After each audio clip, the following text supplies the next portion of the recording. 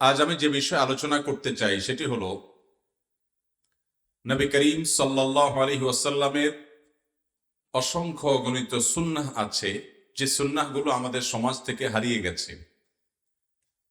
সে পরিত্যক্ত এবং হারানো সুন্নাহগুলোকে পুনর্জীবন দেওয়া দরকার। ইবনে মাজার যে হাদিসটি আমি পাঠ করেছি, সে হাদিসে নবী আলাইহিস সালাম ইরশাদ করেছেন, যে ব্যক্তি আমার কোন সুন্নতকে জিন্দা করবে, অর্থাৎ সমাজ থেকে হারিয়ে গেছে সেটার পুনর্প্রচলন দিবে, অন্যদের মধ্যে প্রচার করবে এবং তার প্রচারে তার দেখা দেখে অন্যরাও সেটা আমল করবে, সমাজে সেটা পুনরায় প্রতিষ্ঠিত হবে, চালু হবে। এই কাজ যে করবে, আল্লাহ রাব্বুল আলামিন ওই ব্যক্তিকে তার দেখা দেখি এবং তার বলার কারণে যত মানুষ আমল করবে, ওই সুন্নাহ জিন্দা হবে, তাদের সবার আমলের সমপরিমাণ সওয়াব আল্লাহ তাআলা এই সুন্নাহ জিন্দাকারী ব্যক্তিকে দান করবেন। এবং যারা আমল করেছেন তাদের আমলের সওয়াবে কোনো ঘাটতি হবে না।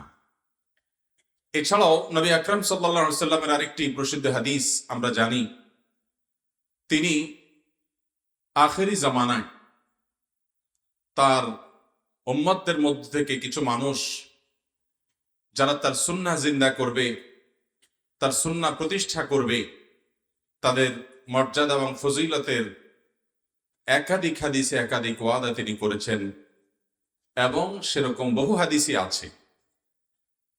গোরাবা বলেছেন প্রসিদ্ধ হাদিসে, ওই সমস্ত ব্যক্তিদেরকে যারা নবী সাল্লাল্লাহু আলাইহি ওয়াসাল্লামের সুন্নাহর পুনর্প্রচলন দিবে, তার প্রতিষ্ঠা করবে, তাদের সম্পর্কে বলেছেন যে বাদাল ইসলামু গরীবান ওয়া সায়াউদু কামা বাদা ফাতুবা লিল গোরাবা। এই গোরাবার ব্যাখ্যার একটি ব্যাখ্যা এটিও যে যারা নবী করিম সাল্লাল্লাহু আলাইহি ওয়াসাল্লামের সুন্নাহকে জিন্দা করবে, পুনর্প্রতিষ্ঠিত করবে, প্রচার করবে, আঁকড়ে ধরবে, সেই মানুষগুলোকে নবী সাল্লাল্লাহু আলাইহি ওয়াসাল্লাম বলেছেন তুবা লাহুম তুবা লিল গোরাবা, অর্থাৎ এই শ্রেণীর মানুষ, তাদের জন্য শুভ সংবাদ, তাদের জন্য অভিবাদন, মোবারকবাদ।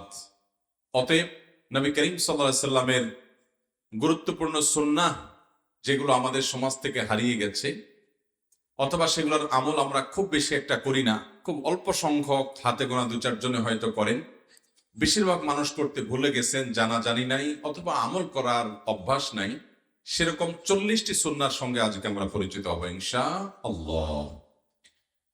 মুহতারাম হাজরিন, মানব জাতির কল্যাণের একমাত্র পথ নবী করিম সাল্লাল্লাহু আলাইহি ওয়াসাল্লামের অনুকরণ এবং অনুসরণ। নবী সাল্লাল্লাহু আলাইহি ওয়াসাল্লামের বাতানো পথ এবং পদ্ধতির বাইরে আর কোন সঠিক পথ থাকতে পারে? শুধুমাত্র মুসলমান নয়, পৃথিবীর সকল মানুষের মুক্তির একমাত্র পথ হলো মুহাম্মদ সাল্লাল্লাহু আলাইহি ওয়াসাল্লামের বাতানো পথ। তাকে আল্লাহ তাআলা দুনিয়াতে পাঠিয়েছেন মানুষের মুক্তির জন্য। সেটা ইবাদতের ক্ষেত্রে বলুন, ঈমানের ক্ষেত্রে তো বটেই, সেটা নিজেদের আচার আচরণ, সামাজিক কাজকর্ম, দাম্পত্য জীবন, ব্যক্তিগত জীবন, ব্যবসায়িক জীবন, রাষ্ট্রীয় জীবন, জীবনের যত স্তর হতে পারে সকল ক্ষেত্রেই নবী করিম সাল্লাল্লাহু আলাইহি ওয়াসাল্লামের সুন্নাহর অনুসরণের মধ্যেই আমাদের কল্যাণ এবং মুক্তি আছে। সুন্নাহ ছাড়া অন্য যত পদ্ধতি, অন্য যত নিয়ম, অন্য যত রাস্তা দুনিয়াতে আছে, সেগুলোকে আমরা অ্যাপ্লাই করে প্রয়োগ করে দেখতে পারি, কিন্তু নিশ্চিত ব্যর্থতায় পর্যবসিত হবে, আজ আর 2 দিন পরে হোক, কিন্তু সুন্নাতের অনুকরণই আমাদেরকে একমাত্র মুক্তির রাজপথে নিয়ে যাবে ইনশাআল্লাহ। অতএব আমাদের ইবাদত বন্দেগী তো বটেই, ঈমান এবং বিশ্বাস তো আরো অবশ্যই, সেই সাথে আমাদের জীবনের প্রত্যেকটা ক্ষেত্রে মুহাম্মদ সাল্লাল্লাহু আলাইহি ওয়াসাল্লামের পদাঙ্ক এবং তার সুন্নাহকে খুঁটে খুঁটে জেনে জেনে আমল করব ইনশাআল্লাহ। তার সুন্নাহ আমরা যদি আমল করি, অনুসরণ করি, তাহলে আমাদের ইহকালীন এবং পারলৌকিক উভয় জগতে আমাদের সাফল্য পদচুম্বন করবে। সাহাবায়ে কেরাম নবী করিম সাল্লাল্লাহু আলাইহি ওয়াসাল্লামের বাতানো পথে পদাঙ্ক অনুসরণ করে প্রতি পায়ে পা ফেলে প্রতিটি পদাঙ্ককে অনুসরণ করে চলেছেন। আল্লাহ রাব্বুল আলামিন তাদেরকে অর্ধ জাহানের বাদশাহী দান করেছেন। তারা মক্কা এবং মদিনার যে অবস্থানে ছিলেন ইসলাম গ্রহণ করার আগে, সেখান থেকে তুলে এনে আল্লাহ রাব্বুল আলামিন আকাশে তাদেরকে উঠিয়ে দিয়েছেন, তুলে নিয়ে গেছেন। তাদের মর্যাদা আকাশে, আকাশ পর্যন্ত আল্লাহ তাআলা তুলে দিয়েছেন, আকাশচুম্বী হয়ে গেছে তাদের মর্যাদা, শুধুমাত্র মুহাম্মদ সাল্লাল্লাহু আলাইহি সাল্লামের অনুকরণ এবং অনুসরণের কারণে। নবী সাল্লাল্লাহু আলাইহি সাল্লামের সুন্নাহ যখনই আমরা শুনবো, আমাদের বুঝে আসুক বা না আসুক, যদি সেটি সুসাব্যস্ত হয়, বিশুদ্ধ হাদিস দ্বারা প্রমাণিত হয়, তাহলে সেই সুন্নাহর অনুসরণেই কল্যাণ আছে, এতে কোনো সন্দেহ। সাহাবায়ে কেরাম নবী সাল্লাল্লাহু আলাইহি সাল্লামের সুন্নাহ পেলে আর কোনো যুক্তি, কোনো তর্ক, কোনো লজিক আর খুঁজতে চেষ্টা করতেন না। এজন্যই তারা সফলতার চূড়ান্ত শিখরে পৌঁছে গিয়েছিলেন। আব্দুল্লাহ ইবনে আব্বাস রাদিয়াল্লাহু তাআলা আনহু মসজিদে আসছেন, নবী করিম সাল্লাল্লাহু আলাইহি সাল্লাম মসজিদের বাইরে কিছু মানুষের এলোমেলো দেখে বলছিলেন যে যেখানে আসো বসে পড়ো, খুতবা চলছিল। তখন আব্দুল্লাহ ইবনে মাসউদ রাদিয়াল্লাহু তাআলা আনহু মসজিদে প্রবেশের সময় সিঁড়ি বা এরকম কোন একটা জায়গায় ছিলেন, এখনো পুরোপুরি প্রবেশ করতে পারেননি। নবী সাল্লাল্লাহু আলাইহি সাল্লামের এই কথা শুনে তিনি ওই জায়গায় বসে পড়েছেন ওই অবস্থায়, অথচ ওইটা বসার জায়গা ছিল না, বসার মতো পরিবেশ ছিল না সেখানে। তখন নবী করিম সাল্লাল্লাহু আলাইহি সাল্লাম তাকে ডেকে বলেছেন যে এই জায়গা আপনাকে বসতে বলি নাই, এটা অন্যদেরকে আমি মিন করেছি, আপনি উঠে এসে জায়গা মতো বসেন। অর্থাৎ নবী করিম সাল্লাল্লাহু আলাইহি সাল্লামের নির্দেশ যখন তাদের কানে আসছে, কোন অবস্থায় তারা আছেন সেটা তারা বিবেচনা করার সুযোগ পেতেন না। তারা অকপটে নবী সাল্লাল্লাহু আলাইহি সাল্লামের সেই নির্দেশনাকে মানার জন্য প্রস্তুত ছিলেন। এই আনুগত্য তাদেরকে এই পৃথিবীর রাজত্ব এনে দিয়েছে। এই আনুগত্য তাদেরকে গোটা দুনিয়ার সবচেয়ে আদর্শ মানুষ, আদর্শ সভ্যতা, আদর্শ সমাজ বিনির্মাণের তৌফিক আল্লাহ তাআলা তাদেরকে দিয়েছেন শুধুমাত্র মুহাম্মদ সাল্লাল্লাহু আলাইহি সাল্লামের অন্ধ অনুকরণের মাধ্যমে। আল্লাহ রাব্বুল আলামিন আমাদেরকে সেভাবে সুন্নতে রাসূলকে আঁকড়ে ধরার তৌফিক দান করুন। মুহতারাম হাজরিন, নবী করিম সাল্লাল্লাহু আলাইহি সাল্লামের যে সমস্ত সুন্নাত আমাদের সমাজ থেকে হারিয়ে গেছে, এই সুন্নাতগুলোর মধ্যে থেকে আজকে আমরা যেগুলোর কথা বলতে চাই, এর মধ্যে কিছু আছে যেগুলোকে অনেক উলামা ইকরাম মুস্তাহাব বলেছেন, যেগুলোর বিধান নিয়ে উলামাদের ভিতরে বিভিন্ন মতপার্থক্য আছে, কিন্তু সেগুলোর প্রত্যেকটি নবী করিম সাল্লাল্লাহু আলাইহি সাল্লামের হাদিস দ্বারা সুসাব্যস্ত এবং প্রমাণিত হয়েছে, এরপরে কোনো সন্দেহ নেই। তার প্রথমটি হলো ইমাতাতুল আযা আনিত তরিক, অর্থাৎ রাস্তায় যদি কেউ কোনো জিনিস ফেলে যায় যেটার কারণে আরেকজনের অসুবিধা হতে পারে, কষ্ট হতে পারে। একজন কলা খেয়ে কলার খোসাটা রাস্তায় ফেলে দিয়ে গেলেন, কেউ স্লিপ করে পড়ে যেতে পারেন, অথবা কেউ ইটের একটা আদলা রাস্তার দিকে ছুঁড়ে ফেলে রাখলেন, অথবা যেভাবে হোক সেটা রাস্তায় এসে পড়লো, এটাতে একজন মানুষ উষ্ঠা খেতে পারেন। এভাবে রাস্তায় মানুষের কষ্ট হতে পারে এমন কোনো কিছু যদি কেউ ফেলে যায় বা কোনোভাবে রাস্তায় এসে পড়ে, সেটা রাস্তা থেকে তুলে নিয়ে যথাস্থানে ফেলে দেওয়া, এটা নবী করিম সাল্লাল্লাহু আলাইহি সাল্লামের গুরুত্বপূর্ণ একটি নির্দেশনা। এবং শুধুমাত্র এটি তার সুন্নাহই নয়, এটি রীতিমতো ঈমানের অঙ্গ। তিনি ঈমানের অঙ্গ সম্পর্কে বলতে গিয়ে সে হাদিসে, ঐতিহাসিক হাদিসে তিনি বলেছেন যে আদনাহা ইমাতাতুল আযা আনিত তরিক, ঈমানের সবচেয়ে সাধারণ শাখা হলো রাস্তায় কষ্টদায়ক কোনো কিছু পড়ে থাকতে দেখলে, মানুষের কষ্ট হতে পারে এমন কিছু পেলে সেটাকে তুলে যথাস্থানে ফেলে দেওয়া। এই সুন্নাহটা আমরা বেশিরভাগ মানুষের জীবনে হয়তো একবারও করি নাই।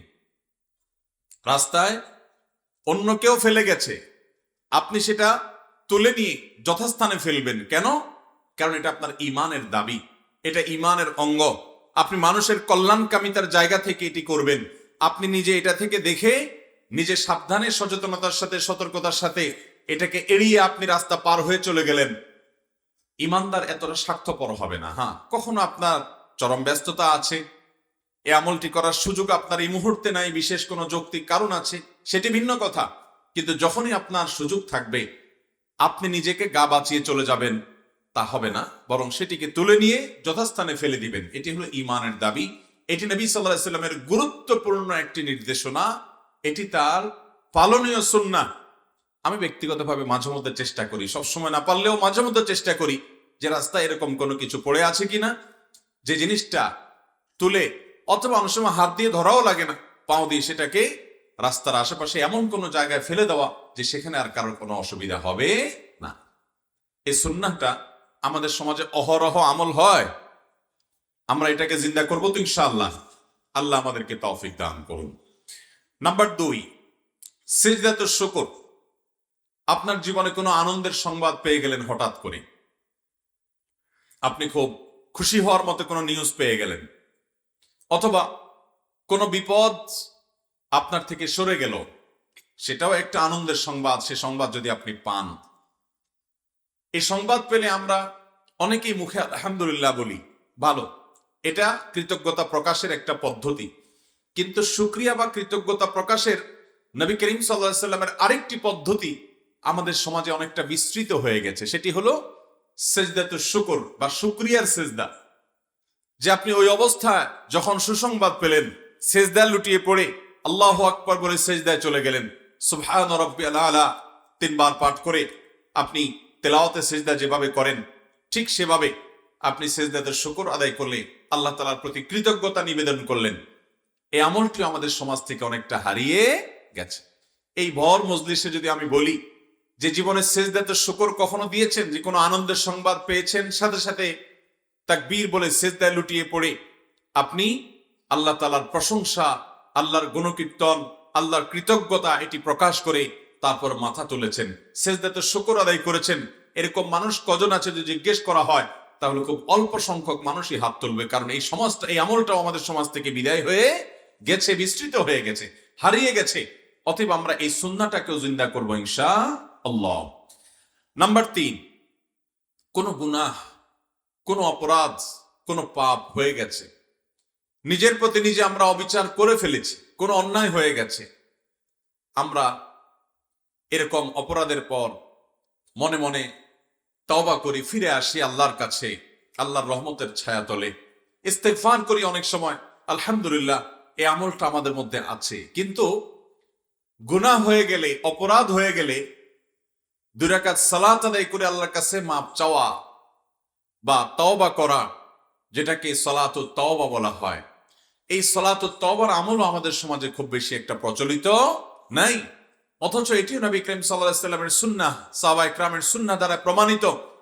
যদি কখনো গুনাহ হয়ে যায়, শয়তানের প্ররোচনায় প্ররোচিত হয়ে, কুপ্রবৃত্তির তাড়নায় তাড়িত হয়ে কোনো অন্যায় হয়ে গেছে, যখনই সম্বিত ফিরে এসেছে, হুঁশ ফিরে এসেছে, আমি আমার রবের সামনে দাঁড়াতে হবে, সারাক্ষণ যে রবের নিমক আমি ভোগ করছি, সে রবের নিমক হারামি করে আমি অন্যায় করেছি, গুনাহ করেছি, হারাম কাজ করেছি, আল্লাহর নাফরমানি করেছি, এই বোধোদয় যখন জেগে আমার মধ্যে জাগ্রত হয়েছে, সাথে সাথে আমি 2 রাকাত নামাজ পড়ে আল্লাহ তাআলার কাছে নিজের কৃতকর্মের জন্য লজ্জিত হয়ে, অনুতপ্ত হয়ে ক্ষমা প্রার্থনা করে, ভবিষ্যতে আর না করার সংকল্প করে আল্লাহর রহমতের চাদরে আমি এসে মাথাটাকে ঢেকে দিলাম, আল্লাহ তাআলার রহমতের ছায়া প্রবেশ করলাম।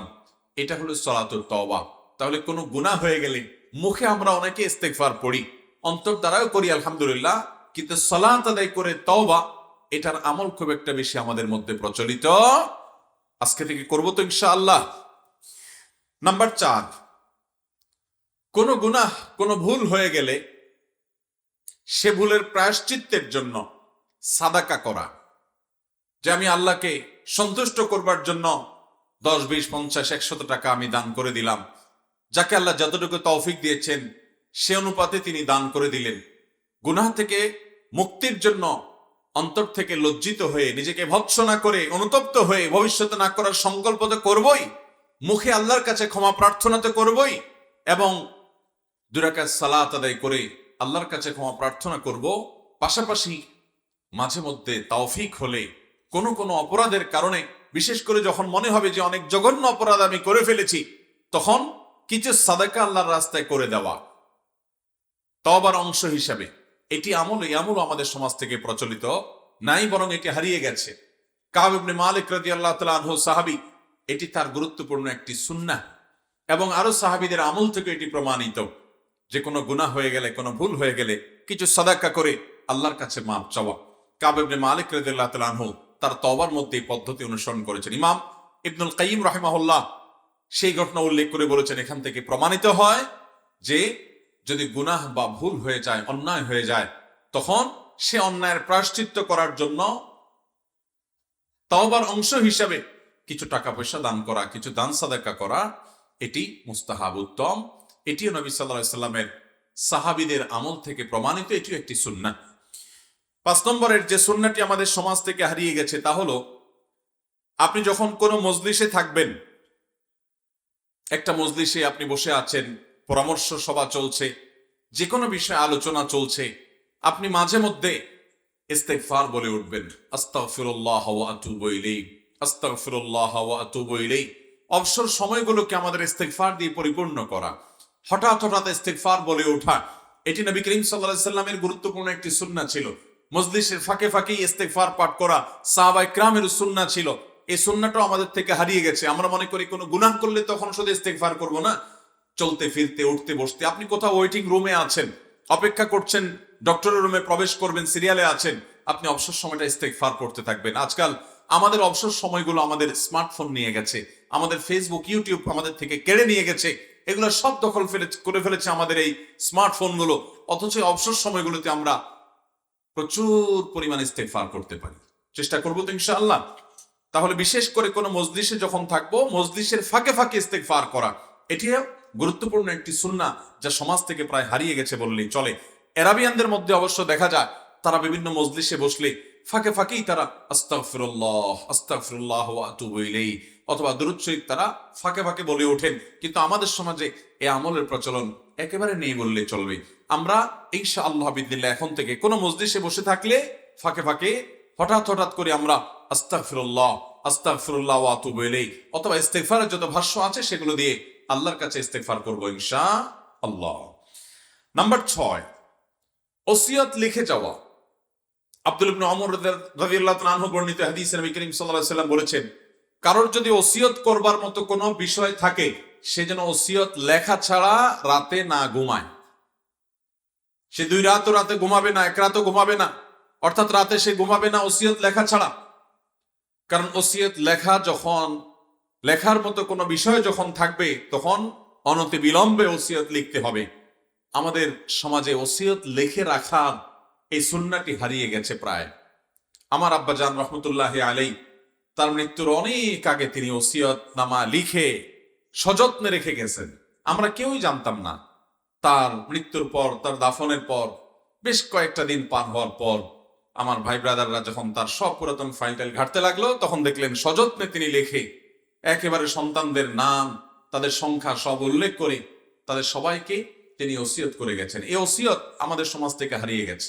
ওসিয়ত আর্থিক বিষয়ে যেমন হতে পারে ওইটাই মূল, এর পাশাপাশি অন্যান্য বিষয়ে ওসিয়ত হতে পারে। আপনি জানেন বা আপনার ধারণা আছে যে আপনার মৃত্যুর পর আপনার সন্তানরা কোনো বেদাতে লিপ্ত হবে, কোনো শিরকে লিপ্ত হবে, কোনো গুনাহে লিপ্ত হতে পারে, অথবা নানামুখী ফিতনায় তারা আক্রান্ত হতে পারে। আপনি তাদেরকে বিশেষ কিছু গাইডলাইন করে যান, ওসিয়ত করে যান। জীবদ্দশা উপদেশের চাইতে লিখিত ওসিয়ত যদি রেখে যান, সন্তানদের মধ্যে আপনার মৃত্যুর পরের প্রভাব পড়বে অনেক বেশি। বিশেষ করে যখন আর্থিক বিষয় থাকবে, সেটা তো অবশ্যই আপনাকে লিখতে হবে। একটা ডায়েরিতে আপনি নিয়মিত আপনি লিখে রাখবেন আপনার পাওনা দেনার হিসাব, আপনার লেনদেনের হিসাব। আপনার মৃত্যুর পর আপনার সম্পদ দিয়ে কোনো একটা ভালো কাজ হোক, সাদেকায়ে জারিয়া হোক, মসজিদ মাদ্রাসা হোক, জনকল্যাণমূলক কোনো কাজ হোক, অথবা আপনার ওয়ারিস যাদের জন্য কোরআনে হিস্সা, আপনার মৃত্যুর পর সম্পদের হিস্সা ঠিক করা নাই, এরকম কোন আত্মীয় যারা আছে, যেমন নাতি নাতনি, এদের কোনো নির্দিষ্ট হিস্সা ঠিক করা নাই, তাদের জন্য আপনি অথবা অন্য কারোর জন্য আপনি ওসিয়ত করে যেতে চান যে আমার সম্পদের এই অংশ বা ওই মুখ সম্পদটা বা এই পরিমাণ টাকা আমি চাই যে আমার মৃত্যুর পর তোমরা তাকে দিবা বা ওই খাতে ব্যয় করবা। তো এগুলো লিখে ফেলান সন্তানদেরকে সম্বোধন করে। এটি সুন্নাহ। এই সুন্নাহটা আমাদের সমাজ থেকে হারিয়ে গেছে।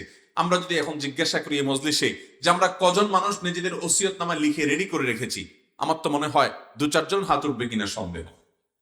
দেখাতে পারি ওসিয়তনামায় লিখে রেডি রেখেছেন আপনি? এরকম কেউ আছেন এখানে? পুরো মাহফিলের মধ্যে একজন লোক কি আছেন যে বলতে পারেন যে আমার ওসিয়তনামায় লিখে আমি রেডি করে রেখেছি? একজন আল্লাহর বান্দা পাওয়া গেছে। আল্লাহ রাব্বুল আলামিন আমাদেরকে এই বিস্তৃত হয়ে যাওয়া, হারিয়ে যাওয়া এই সুন্নাহকে পুনর্জীবন দান করার তৌফিক দান করুন। এরপরে ভাই 7 নম্বরের সুন্নাহ যেটি হারিয়ে গেছে, সেটিকে পুনর্জীবন করা দরকার। এটি হলো সবচাইতে কঠিন আজকের বাস্তবতায়, আজকের যুগে। সেটি হলো রাতে তাড়াতাড়ি শুয়ে পড়া। এশার নামাজের পর বিলম্ব না করে দ্রুততার সাথে বিছানায় চলে যাওয়া এবং ঘুমিয়ে পড়া। এই সুন্নাতটা সমাজ থেকে এইভাবে হারিয়ে গেছে যে এ আমল করাটা অনেক কঠিন।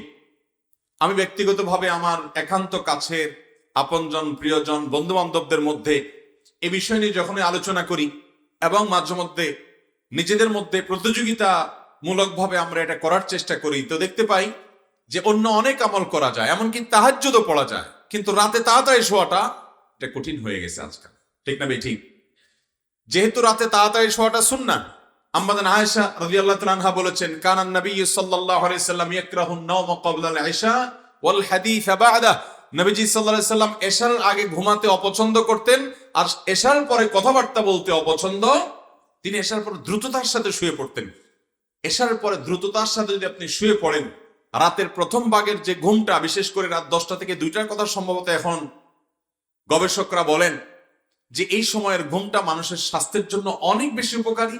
এই সময়ের ঘুম মানুষের শরীরে ইমিউন সিস্টেমকে স্ট্রং করে, শক্তিশালী করে। এই সময়ের ঘুমটা মানুষের জন্য অনেক বেশি জরুরি। আমরা এই সুন্নাহটা আজ ছেড়ে দিয়েছি প্রায়। নবী করিম সাল্লাল্লাহু আলাইহি ওয়াসাল্লাম এশার পরে স্বামী স্ত্রীর আলাপচারিতা এবং একান্ত দ্বীনের কোনো ইলম মজলিস, গুরুত্বপূর্ণ কোনো মজলিস ছাড়া সাধারণত রাতে এশার পরে আর কথাবার্তা বলা তিনি অপছন্দ করতেন। আজকাল আমাদের সবচেয়ে বেশি আড্ডা জমে কখন? 24 ঘন্টার মধ্যে সবচেয়ে যে টাইমের মজলিসটা সবচেয়ে জমজমাট হয় সেটা কোনটা? এশার পরে। এমনকি নামাজিদের মজলিস তখন সবচেয়ে বেশি জমে, কারণ এশার নামাজ হয়ে যাওয়ার পরে আর কোনো সামনে নামাজ নাই, সালাত নাই, একেবারে রাত ফজর পর্যন্ত লম্বা সময় আছে, নিরিবিলি আড্ডা পাড্ডা মারা যায়। এই জন্য টেলিভিশন গুলো তো দেখবেন যত চটকদার, যত আকর্ষণীয় প্রোগ্রাম আছে, বেশিরভাগই সব এশার নামাজের পরে। কারণ এই হাদিসটি রাতে তাড়াতাড়ি শোয়ার ফজিলতে সুন্নাহ, এটি আপনার আমার জানা না থাকলে কি হবে? ইবলিসের জানা আছে। এই জন্য সে এমন সব সভ্যতা, এমন সংস্কৃতি সে নির্মাণ করে দিচ্ছে যে কোনোভাবে সুন্নাহ যাতে আমরা আমল করতে। রাতে যদি কেউ তাড়াতাড়ি শোয়, তার ফজর তো বটেই, তাহাজ্জুদ পড়াটাও সহজ হবে। আর যদি রাতে কেউ দেরিতে শোয়, তাহাজ্জুদ পড়ার কথা, ফজর পড়াই কঠিন। এই সুন্নাহটা যদি কেউ পালন করতে পারে এই যুগে, তাহলে তার দ্বারা আরো বহু সুন্নাহ পালন করা, এমনকি অনেক ফরজ পালন করা তাদের জন্য সহজ হবে ইনশাআল্লাহ। চেষ্টা করবো তো ইনশাআল্লাহ। মোবাইল ঘাটাঘাটি যত যা আছে সব আগে সেরে ফেলে এশার পর দ্রুততার সাথে বিছানায় চলে যাওয়া। আপনি রাত জেগে যে কাজটা করবেন ওই কাজটা ফজরের পরে করেন, আপনার জীবনে বরকত হবে ইনশাআল্লাহ। চেষ্টা করবো তো ইনশাআল্লাহ। তাহলে 7 নম্বরের হারিয়ে যাওয়া সুন্নাত হলো রাতে তাড়াতাড়ি শুয়ে পড়া। হারিয়ে গেছে প্রায়, খুব বেশি একটা আমল নেই, শহর তো বটে, গ্রামেও নেই। 8 নম্বরের হারিয়ে যাওয়া সুন্নাত হলো এশার নামাজ 1/3 পর্যন্ত দেরি করে পড়া। এই আমলটাও কিছু মাদ্রাসার মসজিদ ছাড়া, বড় বড় মাদ্রাসাগুলো কেন্দ্রিক যে মসজিদ সেগুলো ছাড়া অন্য জায়গায় খুব একটা নাই। নবী করিম সাল্লাল্লাহু আলাইহি সাল্লামের বেশ কয়েকটি হাদিস আছে, তিনি বলেছেন আমার উম্মতের জন্য খুব বেশি কষ্টকর হবে, সে আশঙ্কা যদি আমার না হতো তাহলে আমি এশার নামাজকে দেরিতে পড়ার নির্দেশ জারি করে দিতাম। এই হাদিস থেকে বোঝা যায় নবী সাল্লাল্লাহু আলাইহি সাল্লাম চাইতেন এশার নামাজ একটু বিলম্ব করে পড়া। বিলম্ব করে পড়া বলতে মধ্যরাত পর্যন্ত নেওয়া না, বিলম্ব করে পড়া বলতে সর্বোচ্চ 1/3 পর্যন্ত নেওয়া। এর মাধ্যমে কি হবে? এশার আগে সব কাজগুলা করা সহজ হবে, খাওয়া দাওয়া সব। তারপরে এশার নামাজ পড়ে মানুষ ঘুমিয়ে যাবে। এশার আগে নবী সাল্লাল্লাহু আলাইহি সাল্লাম খাওয়া পছন্দ করতেন। কেন? আপনি এশার আগে যখন খেয়ে ফেলবেন তখন এশার পর তাড়াতাড়ি শোয়া সহজ হবে। তাছাড়া এশার আগে যখন আপনি খেয়ে মসজিদে যাবেন, জামাতে সালাত আদায় করবেন, রুকু সিজদা করবেন, উঠবস করবেন, আপনার খাবারটা হজম হয়ে যাবে, এরপর আপনি বিছানা যাবেন, সেটা আপনার স্বাস্থ্যের জন্য ভালো। নবী সাল্লাল্লাহু আলাইহি সাল্লামের সুন্নাহর মাঝে ওই যে বললাম দুনিয়ার কল্যাণও আছে, আখিরাতের কল্যাণও আছে। এই জন্য ভাইরা 8 নম্বরের হারিয়ে যাওয়া সুন্নাহ হলো এশার সালাতকে একটু পরে পড়া এবং অন্যান্য সব কাজ, খাওয়া দাওয়া সব এশার আগে সেরে ফেলা। 9 নম্বরের হারিয়ে যাওয়া সুন্নাত হলো সম্মানিত 4 মাসের সম্মান দেওয়া। কোরআনে কারিমে সূরা বাকারা এবং সূরা তাওবা 2 জায়গায় আল্লাহ রাব্বুল আলামিন সম্মানিত 4 মাস সম্পর্কে আলোচনা করেছেন। আমি যদি এখন জিজ্ঞাসা করি সম্মানিত 4 মাস আবার কি, কোন 4 মাসকে সম্মানিত 4 মাস বলা হয়, আমার তো বিশ্বাস যে 10টা হাত উঠবে কিনা সন্দেহ আছে। সম্মানিত 4 মাস কোন 4 মাস বলতে পারবেন? যারা বলতে পারবেন হাত তোলেন দেখি। 2, 3, 4, 5। এত বড় মজলিসে 5-6টি হাত মাত্র উঠেছে, তার মানে বাকি লোকেরা আমরা বেশিরভাগ মানুষ জানিও না। মোহতারাম হাজরিন, আল্লাহ রাব্বুল আলামিন কোরআনে কারিমে কোনো খুচরা কথা বলেন নাই, সব পাইকারি এবং মৌলিক কথা বলেছেন। কোরআনে কারিমে একাধিক জায়গায় কোনো বিষয় যদি আলোচনা হয়, নবী করিম সাল্লাল্লাহু আলাইহি সাল্লাম যদি সেটার ব্যাখ্যা করেন বিভিন্ন হাদিসে, তাহলে বুঝতে হবে বিষয়টা খুবই গুরুত্বপূর্ণ। আল্লাহ তাআলা কোরআনে কারিমে বলেছেন ইয়াসআলুনাকা আনিশ শাহরিল হারাম কিতালিন ফীহি কুল কিতালুন ফীহি কাবীর ওয়া সাদ্দুন আন সাবিলিল্লাহ। অন্য আয়াতে আল্লাহ বলেছেন ইন্না ইদ্দাতাশ শুহুরি ইনদাল্লাহি 12 শাহরান ফী কিতাবিল্লাহ ইয়াওমা খালাকাস সামাওয়াতি ওয়াল আরদ মিনহা আরবাআতুন হুরুম। এই আয়াতে পরিষ্কার ভাবে আল্লাহ রাব্বুল আলামিন আমাদেরকে জানিয়েছেন যে বছরে 12টি মাস, নবমণ্ডল ভূমণ্ডল সৃষ্টির দিন থেকে এই গণনা চলে আসছে আল্লাহর কাছে। তবে এর মধ্যে থেকে 4টি মাস হলো সম্মানিত। এই 4টির মধ্যে 3টা হলো ধারাবাহিক, জিলকদ, জিলহজ আর মুহররম 3টি ধারাবাহিক, আর 4র্থটি হলো রজব মাস, যে মাসটা এখন চলছে বর্তমানে।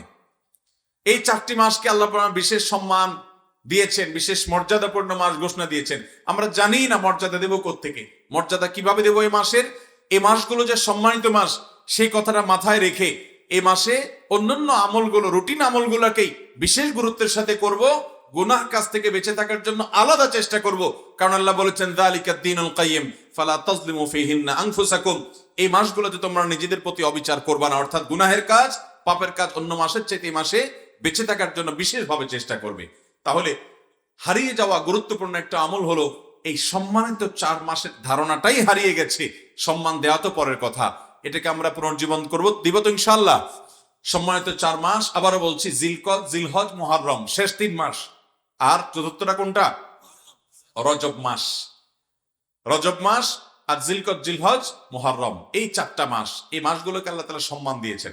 আপনি আর কিছু করতে না পারেন, এই মাসগুলো যখন পার হবে তখন আপনি মাথায় রাখবেন যে আল্লাহ তাআলা এগুলোকে মর্যাদাপূর্ণ মাস ঘোষণা করেছেন।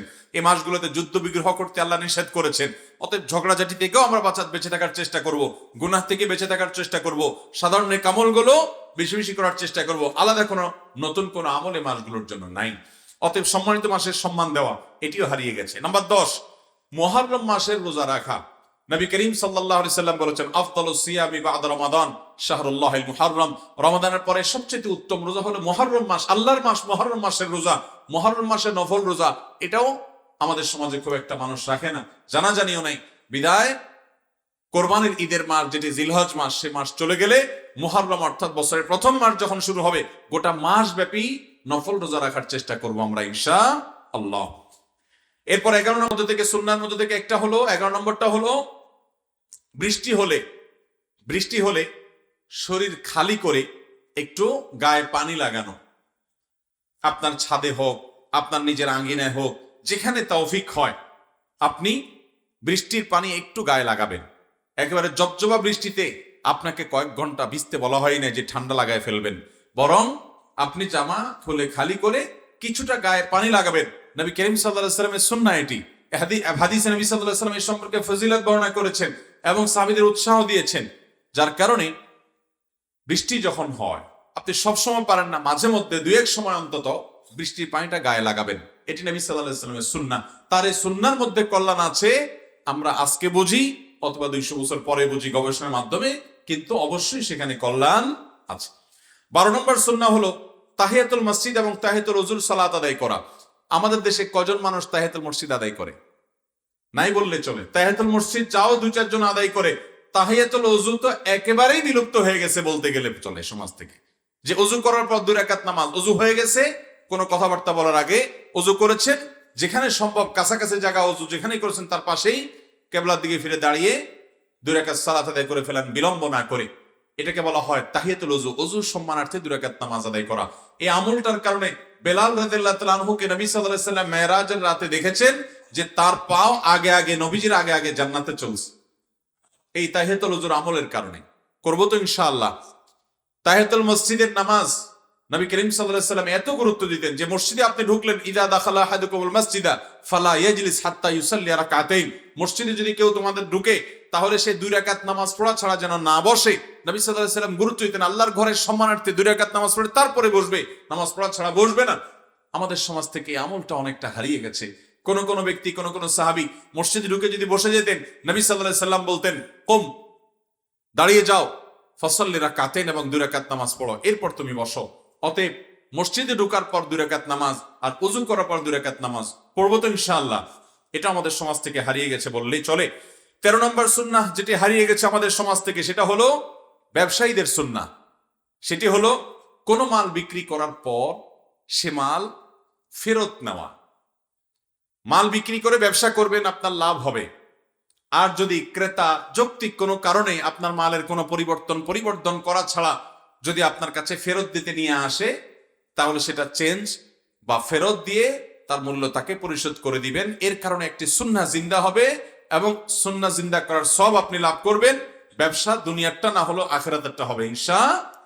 ইমানদার ব্যবসায়ী সেই কাজটা করবে। আমাদের ব্যবসায়ী ভাইরা মাল বিক্রি করার পর যদি ফেরত দিতে কেউ আনে, ফেরত তো দূরের কথা, চেঞ্জ করতে আনলেও আমরা নানা রকম টাল বাহানা করি।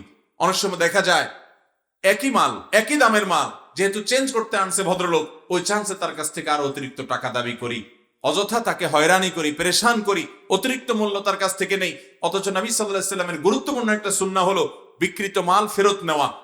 আপনি সবসময় না পারেন যে আপনার মালে পরিবর্তন করে ফেলেছে অথবা নষ্ট করে ফেলেছে বা এটা মূল্যমান কমিয়ে দিয়েছে, তারটা ভিন্ন কথা, কিন্তু যে এরকম কিছু করে নাই তার মালটা আপনি ফেরত দিবেন আল্লাহকে খুশি করবার জন্য। আর যখন কোনো দোকানদার এরকম করবে, ইনশাআল্লাহ বিইذনিল্লাহ তার ব্যবসার মধ্যে যেমন আল্লাহ বারাকা দান করবেন, ক্রেতাদের মধ্যেও তার দোকানের প্রতি, তার ব্যবসার প্রতি আস্থা তৈরি হবে ইনশাআল্লাহ। 14 নম্বর সুন্নাহ যেটা হারিয়ে গেছে আমাদের সমাজে, তা হলো অপরিচিত লোককে সালাম দেওয়া। আমরা সাধারণত সালাম দেই কাকে? পরিচিত মানুষজনকে। রাস্তায় একজন মানুষকে আপনি চিনেন না, পথচারী, তাকে সালাম দেওয়া হয় সচরাচর? দেওয়া হয় না। আমরা শুধুমাত্র মুখ চেনা লোককে সালাম দেই। অথচ নবী করিম সাল্লাল্লাহু আলাইহি ওয়াসাল্লাম বলেছেন, তুমি সালাম দিবে তাকে যাকে চেনো, তাকেও সালাম দিবে যাকে তুমি চিনো না। তাহলে অচেনা মানুষকে সালাম দেওয়া, এটা নবী করিম সাল্লাল্লাহু আলাইহি ওয়াসাল্লামের গুরুত্বপূর্ণ একটি সুন্নাহ। কেউ আপনার সাথে কথা বলতে আসছে, তো তিনি কথা বলার শুরুতে তিনি সালাম দিবেন। তিনি ভুলে গেছেন, তো আপনি তাকে সালাম দিবেন। অপরিচিত অজানা মানুষটাকেও আমরা সালাম দিব ইনশাআল্লাহ। 15 নম্বর যে সুন্নাহটা হারিয়ে গেছে সেটি হলো মিসওয়াকের সুন্নাহ। ভাইরা আমার, নবী করিম সাল্লাল্লাহু আলাইহি ওয়াসাল্লাম মিসওয়াক করতেন তার জীবনে এত জায়গায় যে সেটা শুধুমাত্র আমরা মনে করি মুখ পবিত্র করার বা মুখ পরিচ্ছন্ন করার, দাঁত পরিষ্কার করার মাধ্যম না। মেসওয়াকের গুরুত্ব শুধুমাত্র দাঁত পরিষ্কার করার মধ্যে সীমাবদ্ধ নয়। মেসওয়াকের অলৌকিক কিছু উপকারিতা আছে, যে উপকারিতাগুলো আমরা অনেকেই জানি না। অনেক উলামায়ে কেরাম বলেছেন মেসওয়াক নিয়মিত করা এটা ঈমানি মৃত্যু তৌফিক হওয়ার মাধ্যম। নবী করিম সাল্লাল্লাহু আলাইহি সাল্লামের জীবনের শেষ আমল কি ছিল? সর্বশেষ আমল, যার পর আর কোনো আমল করেন না, সেটা হলো মেসওয়াক। মেসওয়াক করতে করতে তিনি দুনিয়া থেকে চলে গেছেন। তিনি যখন বাসায় প্রবেশ করতেন তখন মেসওয়াক করতেন। তিনি জুমার দিন আলাদা করে মেসওয়াক করতেন। তিনি ওযুর সময় মেসওয়াক করতেন। তিনি যখন ঘুমোতে যেতেন তখন মেসওয়াক করতেন। কোন মজলিসে যখন যেতেন তখন মেসওয়াক করতেন। এত বেশি মেসওয়াক করতেন তিনি যে কল্পনাও করা যায় না। অথচ মুসলমান ব্রাশ এবং টুথপেস্ট পেয়ে মেসওয়াক হারিয়ে ফেলেছেন এবং মেসওয়াক আমাদের থেকে চলে গেছে। এই মেসওয়াক আমরা পুনরায় জীবন দেব তো ইনশাআল্লাহ। গাছের ডাল বা গাছের শিকড় এটা আমাদের কাছে থাকবে, পকেটে থাকবে, আমরা একটু পরপর ঘষা দেব। অনেক গবেষকদের গবেষণা দ্বারা এটি প্রমাণিত যে মানুষের দাঁতের যে নার্ভ আছে এর সাথে ব্রেইনের সম্পর্ক থাকে। এখানে মেসওয়াকের ঘর্ষণের ফলে মানুষের ব্রেইনে ঈমান তাজা হয় এবং এর ফলশ্রুতিতে এই লোকটার ঈমানি মৃত্যু নসিব হয়। মেসওয়াকের অফুরন্ত উপকারিতা আছে। এটা শুধুমাত্র মুখ আর দাঁত পরিষ্কার করার মাধ্যম নয়। বিধায় আপনার পরিষ্কার দাঁত থাকলে আপনি মেসওয়াক করবেন। নবী করিম সাল্লাল্লাহু আলাইহি সাল্লামের জীবনে এইভাবে মেসওয়াক করেছেন। তার জীবনের শেষ মুহূর্তে আয়েশা রাদিয়াল্লাহু তাআলা আনহার ঘরে যখন তিনি শয্যাশায়ী, তখন আব্দুর রহমান আয়েশা রাদিয়াল্লাহু তাআলার ভাই প্রবেশ করেছেন, তার হাতে মেসওয়াক ছিল। তিনি আয়েশা রাদিয়াল্লাহু তাআলাকে দেখিয়ে বললেন যে, ওর হাতের দিকে ইশারা দিলেন। আয়েশা রাদিয়াল্লাহু তাআলা বললেন যে তার হাতের মেসওয়াকের কথা বলছেন? নবীজি মাথা নাড়ালেন হ্যাঁ। মুখ দিয়ে ভালো করে বলার মতো শক্তি তার ছিল না। আয়েশা রাদিয়াল্লাহু তাআলা তখন মেসওয়াকটাকে নিজের দাঁত দিয়ে নরম করে নবীজির হাত দিলেন। নবীজি সে মেসওয়াক করতে করতে দুনিয়া থেকে চলে গেলেন। আমাদের কয়জনের পকেটে মেসওয়াক আছে ভাই? দেখাইতে পারবো? বাইর করেন দেখি কার কার পকেটে মেসওয়াক আছে। আলহামদুলিল্লাহ, সবসময় চেষ্টা করি আমি মেসওয়াক রাখার। আমার পরিবার সদস্যদেরকে আমি চেষ্টা করি সবাই মেসওয়াক ব্যবহার করার। ফ্রিজে সবসময় অন্য কিছু থাকুক আর না থাকুক, মেসওয়াকটা যেন সবসময় থাকে, আমি চেষ্টা করি। আলহামদুলিল্লাহ, মেসওয়াক করবো তো ইনশাআল্লাহ। মাত্র 2-3 জন মানুষ বের করেছেন, আর ম্যাক্সিমাম মানুষের পকেটে মেসওয়াক নাই। আল্লাহ আমাদের সবাইকে তৌফিক দান করুন। 16 নম্বর সুন্নাহ যেটা হারিয়ে গেছে সেটা হলো আজানের জবাব দেওয়া। কিসের জবাব দেওয়া? আজানের জবাব দেওয়া। মুয়াজ্জিন যখন আজান দেয়, আল্লাহু আকবার বলছে, আপনি এরপরে বলবেন কি? আল্লাহু আকবার, আল্লাহু আকবার। এরপরে মুয়াজ্জিন যখন বলবে আশহাদু আল্লা ইলাহা ইল্লাল্লাহ, আপনি বলবেন আশহাদু আল্লা ইলাহা ইল্লাল্লাহ। মুয়াজ্জিন যখন বলবে আশহাদু আন্না মুহাম্মাদুর রাসূলুল্লাহ, আপনি বলবেন আশহাদু আন্না মুহাম্মাদুর রাসূলুল্লাহ। মুয়াজ্জিন দুইবার বলবে, আপনি দুইবার বলবেন। এরপর মুয়াজ্জিন যখন বলবে হাইয়া আলাস সালাহ, হাইয়া আলাস সালাহ, আপনি বলবেন লা হাওলা ওয়ালা কুওয়াতা ইল্লা বিল্লাহ, দুইবার বলবেন। এরপর মুয়াজ্জিন যখন হাইয়া আলাল ফালাহ দুইবার বলবে, আপনি দুইবার বলবেন লা হাওলা ওয়ালা কুওয়াতা ইল্লা বিল্লাহ। মুয়াজ্জিন যখন আল্লাহু আকবার বলবে, আপনি আল্লাহু আকবার বলবেন। যখন লা ইলাহা ইল্লাল্লাহ বলবে, তখন লা ইলাহা ইল্লাল্লাহ বলবেন। আজানের দোয়া আমরা অনেকে পড়ি, কিন্তু আজানের জবাব আমরা বেশিরভাগ দেই না। সাধারণ মানুষের মধ্যে অনেকের মধ্যে জানাশোনাও নেই। নবী করিম সাল্লাল্লাহু আলাইহি সাল্লাম বলেছেন, যে ব্যক্তি মুয়াজ্জিন যা বলে সেটা যদি সে বলে, কুলু মিসলা মা ইয়াকুলুল মুয়াজ্জিন, মুয়াজ্জিনের আজানের জবাব যদি কেউ দেয়, আল্লাহ রাব্বুল আলামিন ওই ব্যক্তিকে মুয়াজ্জিন আজান দিয়ে যে সওয়াব পায় সেই পরিমাণ সওয়াব ওই জবাবদাতাকে দান করেন। আর মুয়াজ্জিন কি পরিমাণ সওয়াব পায় জানেন? মুয়াজ্জিনের ফজিলত তো অপরিসীম। কিয়ামতের ময়দানে মুয়াজ্জিনের ঘাড় হবে সবার চেয়ে উঁচু, অর্থাৎ বোঝা যাবে এরা দুনিয়াতে মুয়াজ্জিন ছিল, সম্মানিত মানুষ ছিল। যদি আল্লাহকে খুশি করার জন্য আজান দিয়ে থাকে, শুধুমাত্র চাকরির গরজে না, আল্লাহকে খুশি করার জন্য যদি আজান দিয়ে থাকে, ইখলাস যদি থাকে, ইহতিসাব যদি থাকে, তাহলে আজানের মাধ্যমে যত মানুষ তার আজান শুনে নামাজ পড়বে, সবার নামাজ পড়ে যে পরিমাণ সওয়াব পেয়েছে তাদেরটা তো তারা পাবেই। মুয়াজ্জিন সাহেব তার ডাকে সবাই পড়েছে যেন সে সবার সওয়াব পাবে, সবার সমপরিমাণ সওয়াব পাবে। তো আপনি আজানের জবাব দিয়ে সে সওয়াব পেতে পারেন, চেষ্টা করবো না ইনশাআল্লাহ। এরপরে ভাইরা আমার 17 নম্বর হারিয়ে যাওয়া সুন্নাত হলো তাহাজ্জুদ, তাহাজ্জুদের নামাজ।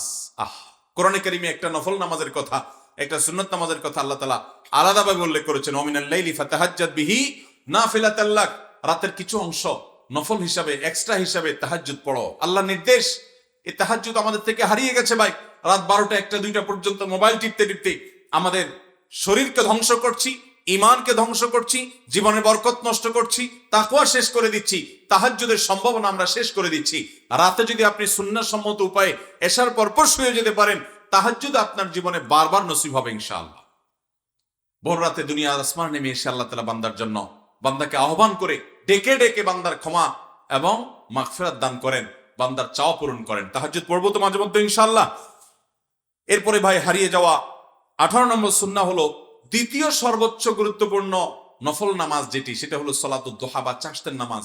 এশাকের নামাজ কিছু লোক আমাদের সমাজে পড়ে, কিন্তু সালাতুদ দোহা আমাদের সমাজে খুব একটা মানুষ পড়ে না। যদিও অনেক ইমামদের মতে, অনেক আলেমদের মতে এশাক চাশত একই, কিন্তু বিভিন্ন হাদিস থেকে দুইটা আলাদা বোঝা যায়। অতএব সালাতুদ দোহা যেটা 8টা 9টায় আপনি রোদ পেতে গেলে তখন পড়বেন, ওই নামাজটা আমাদের সমাজে খুব একটা মানুষ পড়তে পারে না, কারণ তখন সবাই ব্যস্ত হয়ে পড়ে। অথচ নবী করিম সাল্লাল্লাহু আলাইহি সাল্লাম কয়েকজন সাহাবীকে ওসিয়ত করে গেছেন যে এই নামাজ কখনো ছাড়বা না, এবং নবী করিম সাল্লাল্লাহু আলাইহি সাল্লাম নিজে এই নামাজ নিয়মিত পড়তেন এবং সাহাবীদেরকে বলেছেন প্রত্যেকটা মানুষের শরীরের প্রতিটা জোড়ার তরফ থেকে প্রতিদিন আল্লাহর কাছে শুকর আদায় করা উচিত। তার শরীরের সমস্ত জোড়াগুলো, সমস্ত অঙ্গগুলোর পক্ষ থেকে যদি সে আল্লাহর কাছে এক কাজ দিয়ে শুকর আদায় করে ফেলতে চায়, তো সে সালাতুদ দোহা পড়লে এই একটা আমলই তার পুরো শরীরের সমস্ত অঙ্গ সকল জোড়ার তরফ থেকে শুকরিয়া আদায় করে দিবে। সালাতুদ দোহা যেটাকে চাশতের নামাজ বলা হয়, আদায় করবো তো ইনশাআল্লাহ। নিয়মিত না পারেন অন্তত মাঝে মধ্যে হলো শুরু করেন। 19 নম্বর আমল যেটি হারিয়ে গেছে আমাদের সমাজ থেকে, তা হলো শুরা, প্রত্যেকটা কাজ পরামর্শ করে করা। আল্লাহ বলেছেন ও আমরুহুম শুরা বাইনাহুম, নবী সাল্লাল্লাহু আলাইহি সাল্লাম সাহাবীদের সাথে পরামর্শ করে সব কাজ করতেন। আপনি যে কোনো কাজ করবেন, আপনি অনেক বুঝেন, তারপর আপনার পরিবার, আপনার ছেলে মেয়ে, বউ বাচ্চাকে পাশে নিয়ে বসেন, ভাই বোনকে সাথে নিয়ে বসেন, অফিস কলিগ সহকর্মীদের সাথে নিয়ে বসেন এবং পরামর্শ করে তারপর সিদ্ধান্ত নেবেন। এটি সুন্নাহ হারিয়ে গেছে। 20 নম্বর সুন্নাহ যেটি হারিয়ে গেছে তা হলো বাসা থেকে বের হয়ে আপনি সফরে যাবেন, দূরে কোথাও যাবেন, 2 রাকাত নামাজ পড়ে বের হবেন। আমরা অনেকে জানিও না, হয়তো প্রথম শুনছি নবী সাল্লাল্লাহু আলাইহি সাল্লামের সুন্নাহ। আপনি কোথাও যাবেন দূরে, তো আপনি বাসা থেকে বের হওয়ার সময় 2 রাকাত নামাজ পড়ে তারপরে আল্লাহর নাম নিয়ে আপনি বের হবেন। এটি গুরুত্বপূর্ণ একটি সুন্নাহ, কিন্তু হারিয়ে গেছে, আমল নাই, জানাশোনাই নাই বললে চলে। আল্লাহ তাআলা আমাদেরকে আমলের তৌফিক দান করুন। এরপর 21 নম্বর সুন্নাহ হলো বাচ্চাদেরকে সালাম দেওয়া। বাচ্চারা বড়দেরকে সালাম দিবে সে মর্মেও হাদিস আছে, কিন্তু বড়রাও মাঝে মধ্যে বাচ্চাদেরকে আগ বেড়ে সালাম দিতে হবে। এটা নবী করিম সাল্লাল্লাহু আলাইহি ওয়াসাল্লাম সুন্নাহ। কয়জন মানুষ আমরা বাচ্চাদেরকে আগ বেড়ে সালাম দেই? সালাম দেব তো ইনশাআল্লাহ।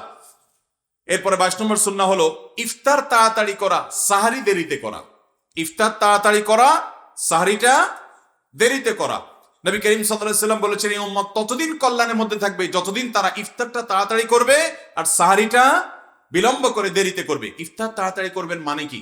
একবারে সূর্য ডুবার সাথে সাথে করে ফেলতে হবে, এটা আবশ্যক নয়। সাহারির ক্ষেত্রে আমরা জানি নবী করিম সাল্লাল্লাহু আলাইহি ওয়াসাল্লাম সাহারি দেরিতে করতে বলেছেন। এর মানে কি? এর মানে হলো তিনি সাহারি খেয়ে শেষ করার পর আজানের মধ্যবর্তীতে সময়ে 50টি আয়াতের মতো পড়া যাইতো, এই পরিমাণ গ্যাপ তিনি দিতেন। তাহলে বোঝা গেল দেরি করা মানে এই না যে আমি খাওয়া শেষ করলাম, এদিকে মুয়াজ্জিন আজান দিল, মুয়াজ্জিনের সাথে কম্পিটিশন লাগলাম যে মুয়াজ্জিন আজান আগে দিতে পারে নাকি আমি আগে খানা শেষ করতে পারি। এইরকম তার দেরি করতে, শেষ মুহূর্তে খেতে নবী সাল্লাল্লাহু আলাইহি ওয়াসাল্লাম বলেন নাই। যাই হোক, এটিও হারিয়ে যাওয়া সুন্নাহ। তাহলে ইফতার আমরা বিলম্ব করব না, সূর্য ডুবে গেছে নিশ্চিত হয়ে গেছি, সাথে সাথে ইফতার করে ফেলবো, আর সাহারি আমরা শেষের দিকে খাবো, এটি সুন্নাহ, অনেক আগে থেকে না খাওয়া। এরপরে 23 নম্বর সুন্নাহ হলো দোয়ার মাধ্যমে চিকিৎসা গ্রহণ করা। অসুখ হলে আমাদের ডাক্তারের কথা স্মরণ হয় সবার আগে, ওষুধের কথা স্মরণ হয় সবার আগে, দোষণীয় না, স্মরণ হোক, কিন্তু ইমানদার দোয়ার মাধ্যমে আল্লাহর কাছে সাহায্য চাইবে, কোরআনের আয়াত পড়ে শেফা গ্রহণ করবে, ফু দিবে, সূরা ফাতিহা পড়ে, যে কোনো রোগের জন্য আপনি সূরা ফাতিহা পড়ে ফু দেন, রোগীর শরীরে ফু দেন, অথবা পানিতে, তেলে, এগুলাতে ফু দিয়ে সেটা আপনি ব্যবহার করেন, পান করেন, বা শরীরে মুছছেন, ধোন, ইনশাআল্লাহ বিদিনের মাধ্যমে আল্লাহ রাব্বুল আলামিন আপনাকে শেফা দান করবেন। সূরা ইখলাস, সূরা ফালাক, সূরা নাস 3 বার পড়ে ফু দেন, ইনশাআল্লাহ বিদিন আল্লাহ তাআলা আপনাকে শেফা দান করবে। কোরআনে কারীম এটার মাধ্যমে শেফা আপনি যদি গ্রহণ করেন, আপনি আল্লাহ তাআলার কুদরত দেখতে পাবেন, অলৌকিকত্ব দেখতে পাবেন। আমি আমার বাসায় প্রায় সময় প্রয়োগ করি এবং ঈমান প্রতিনিয়ত বাড়তে থাকে। কোরআনে কারীম যে আল্লাহ তাআলা শেফা হিসেবে নাজিল করেছেন, কোরআনে আল্লাহ তাআলা ঘোষণাও দিয়েছেন, ওয়ানাজ্জিলু মিনাল কোরআনি মা হুয়া শিফাউন ওয়া রাহমাতুল লিল মুমিনিন। এই কোরআনের মধ্যে আল্লাহ তাআলা শেফা রেখেছেন ভাই, এজন্য আয়াত থেকে, দোয়া থেকে আমরা শেফা গ্রহণ করব। নবী সাল্লাল্লাহু আলাইহি সাল্লাম অসুস্থ হলে রোগীকে দেখতে গেলে বলতেন লা বাসা তাহুরুন ইনশাআল্লাহ, আবার দোয়া পড়তেন আসাল্লাহুল আযীম রাব্বুল আরশিল আযীম আইয়াশফিয়াক। এরকম বিভিন্ন দোয়ার মাধ্যমে শেফা গ্রহণ করা, এটা আমাদের সমাজ থেকে হারিয়ে গেছে। আমরা অসুস্থ হলে দোয়া পড়তে যাই না, দোয়া করতে যাই না, আমরা চলে যাই সবকিছুর আগে দুনিয়াবি মাধ্যমে। এর বাইরে 24 নম্বর যে সুন্নাহটা হারিয়ে গেছে আমাদের সমাজে, তা হলো ফজরের পরে না ঘুমানোর সুন্নাহ, কিন্তু এটাও হারিয়ে গেছে। এখন শহর তো শহর, গ্রামেও মানুষ ফজরের পরে অবশ্যই একটু হলেও ঘুমান লাগে না, ঠিক না বে ঠিক?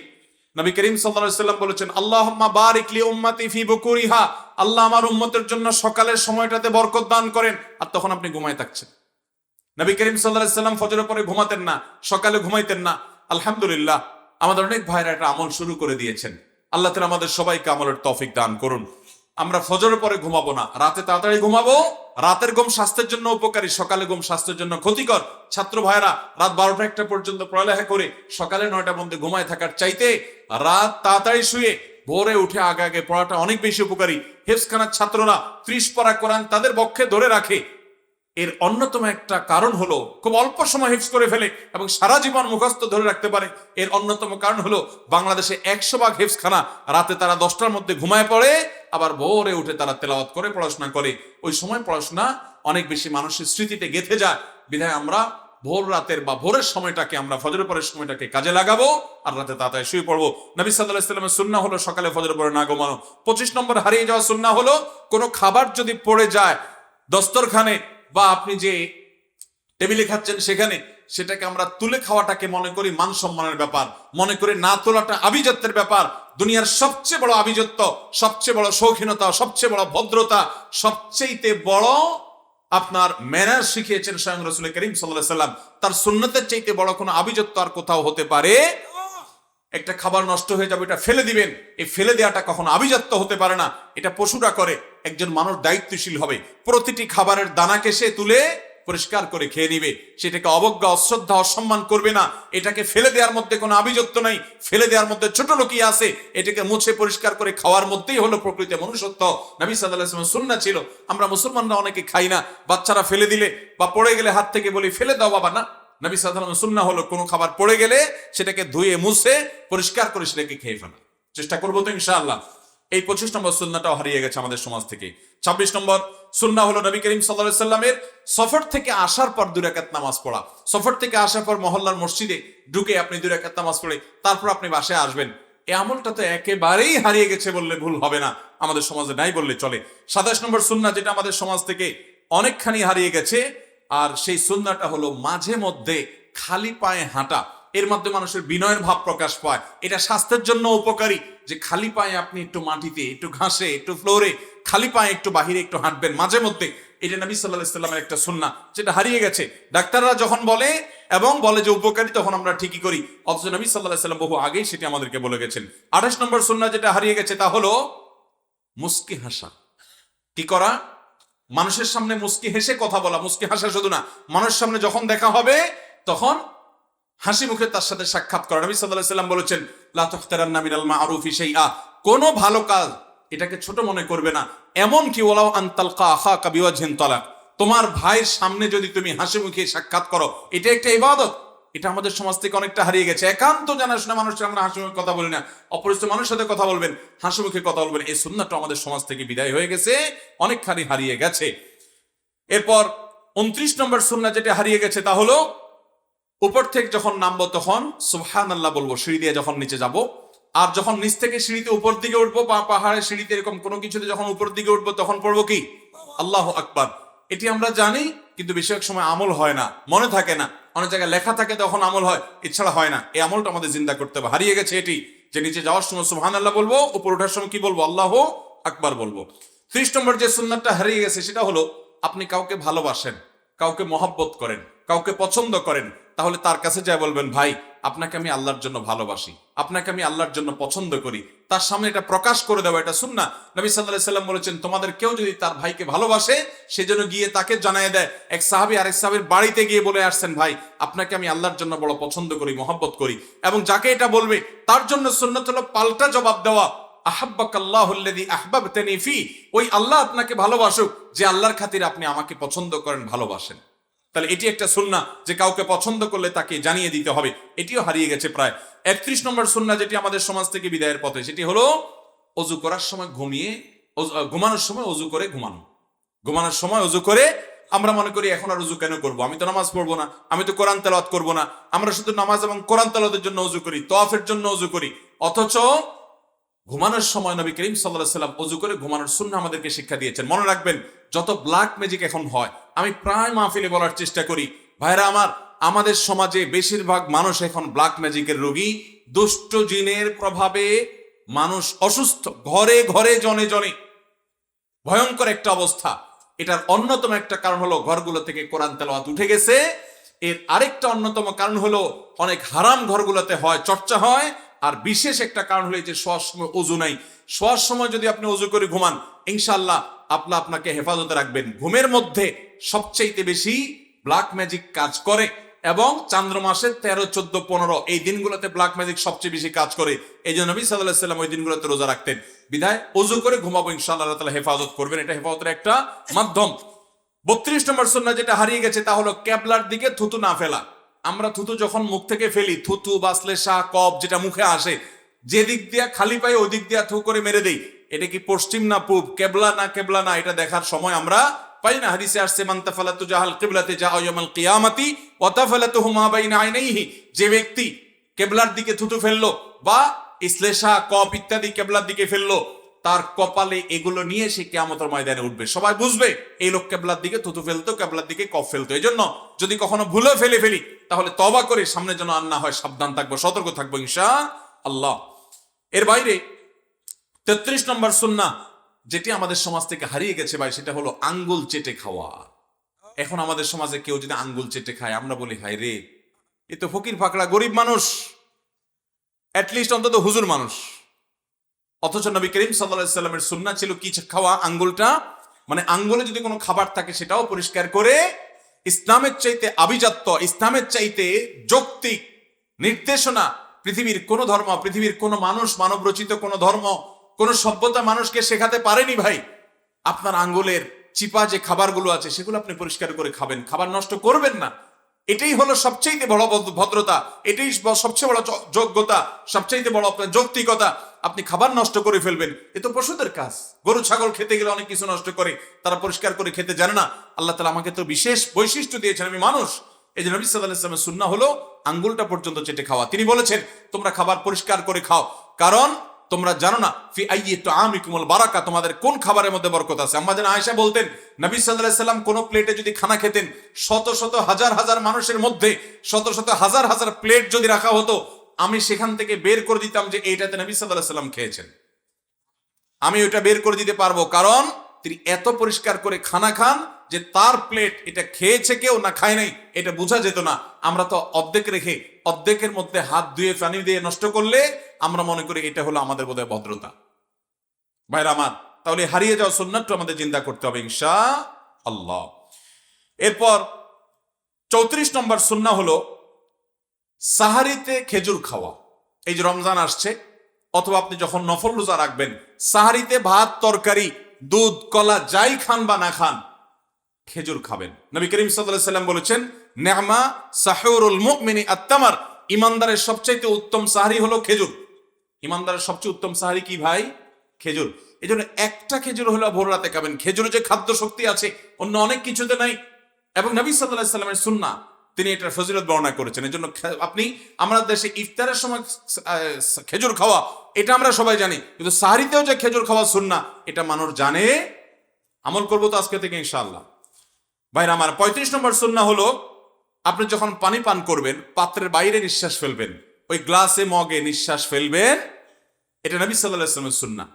এখন তো ডাক্তাররা বলে যে মানুষ যে নিঃশ্বাস ফেলে, এই নিঃশ্বাস যখন বের হয় এটা কোনো খাবারের মধ্যে পড়া অস্বাস্থ্যকর তার জন্য, কারণ শরীর থেকে অনেক কিছু বের হয়ে আসে নিঃশ্বাসের সাথে, যেটা তার খাবারের সাথে না পড়া উচিত, না লাগা উচিত।